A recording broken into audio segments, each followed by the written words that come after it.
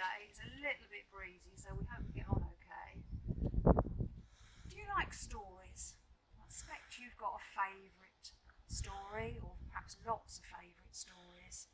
Small children especially like to listen to the same story over and over again. Mums and dads perhaps don't like that. But you may have a favourite author, perhaps Roald Dahl, Francesca Simon, Shirley Hughes, J.K. Rowling, to name just a few.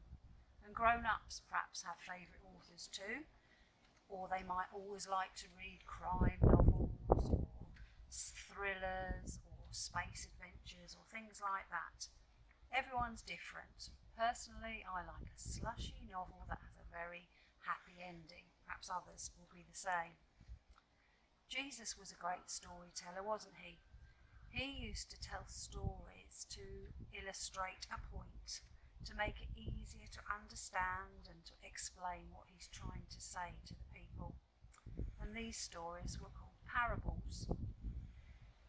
And you know what? He was such a good storyteller that sometimes the crowds were so big that he perhaps had to take a small fishing boat out onto the Sea of Galilee, out onto the lake, so that everybody could see and hear him as he was talking and telling his stories. I don't seem to have to do that this morning to tell you a story, do I? And we hear lots of these parables and stories in church, junior church, messy church. One that's good to hear from time to time is the parable of the sower. And we've all heard it many times before, but it's a really good story. And I'm going to share it very simply with you this morning. So many people wanted to see Jesus and hear what he had to say, that on this day he went and sat in a boat to teach the people who were standing on the shore. He told them many things through the parables. Listen, Jesus said. A farmer went out to sow his seeds. As he scattered them, some of the seeds fell on the path, and the birds came and ate them all up. Other seeds fell on rocky ground. At first, they grew quickly, but when the sun came out, they all got burnt up because there were no roots in the shallow soil. Other seeds fell among thorns, which grew up around them and just choked them all. Other seeds fell on really good soil, and then they grew into 30, 60, 100 times more wheat. Listen, Jesus said again. You've got ears just like the wheat, so you listen. And Jesus explained the parable of the sower to the crowd. What did I mean by the seed on the path being eaten up, he said. Well, that's like when the good things that God has planted in our hearts get snatched away by the devil, or just listening to wrong things, watching wrong doings and following bad things. The seed on the rocky path? Well, that's like when someone hears God's word, loves it and is full of joy, but then their enthusiasm just disappears as soon as trouble comes their way, or perhaps something that they feel is more important. The seed that's among thorns? Well, that's like when someone hears God's word, but worry and greed take over and they take no notice of it.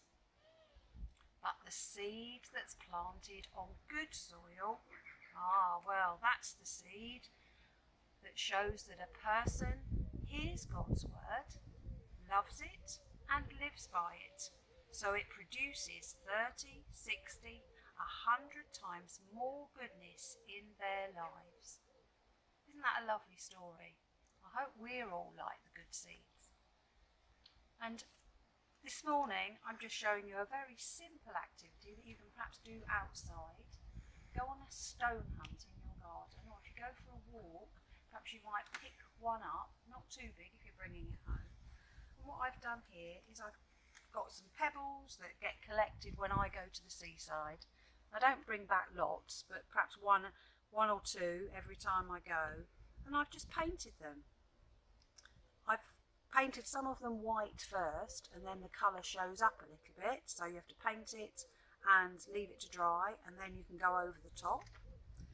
This one, very simply, I've just done with little patterns with a fine brush, nothing special, no special paint. I've put forget-me-nots on that one. Forget-me-nots are a flower I quite like. If you go over them again, or you've got different paint, it might come out differently. This one, a nice flat stone, I've done to just remind me of that story. I've put the wheat and the grass and a few rocks, birds, and put a little mouse on as well.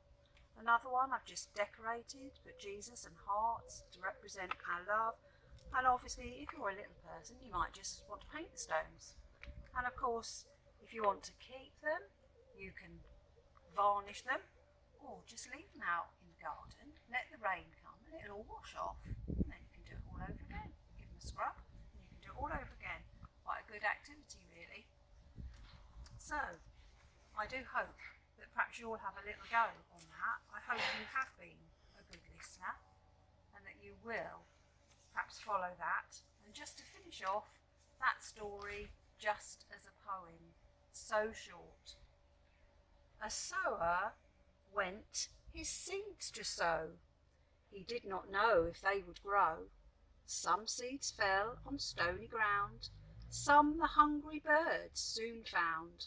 Some fell among the thorns so tall, they stood no chance to grow at all. But some seeds fell on fertile ground, and soon the crops grew all around. Have fun in the sunshine, everyone. See you another time. Bye.